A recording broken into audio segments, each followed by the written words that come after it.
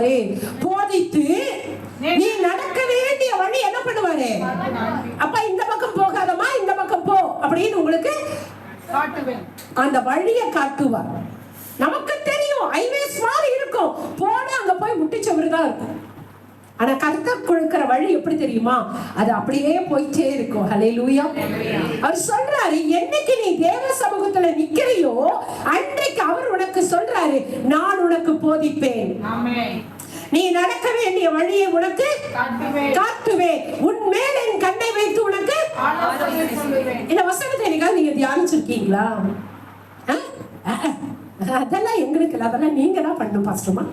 நீங்க பாஸ்டர்மா நீங்க தான் தியானிக்கணும் இல்ல? அப்படி நீங்க ஒவ்வொருவரும் தியானிக்கணும். எப்படி தெரியுமா? அவர் உங்களுக்கு போதிப்பாருன்னு என்ன தெரியுமா? இப்ப உங்களுக்கு ஒரு புரியற மாதிரி சொல்லிட்டா, இப்ப ஒரு பிரியாணி செய்யணும், அதான் எனக்கு தெரியும். உங்களுக்கு புரியற மாதிரி பிரியாணி எப்படி செய்வது சொல்லி கொடுக்கிறேன்.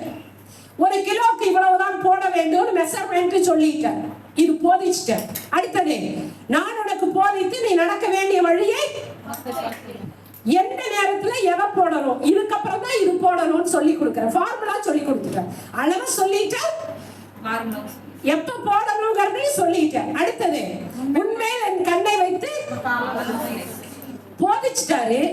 நானும் 1 கிலோவுக்கு இவ்வளவுதான் சொல்லிட்டேன், எதை எப்ப போடணும்னு சொல்லிட்டேன். இப்போ அடுப்ப பத்த வச்சு நீ பாத்திரத்தை வச்சு அப்படியே நான் பார்க்க போறேன் என்னன்னு நான் சொன்ன மாதிரி. ஹல்லேலூயா. எவ்வளவு நல்ல கடவுள் இல்ல? ஆமாவா இல்லையா?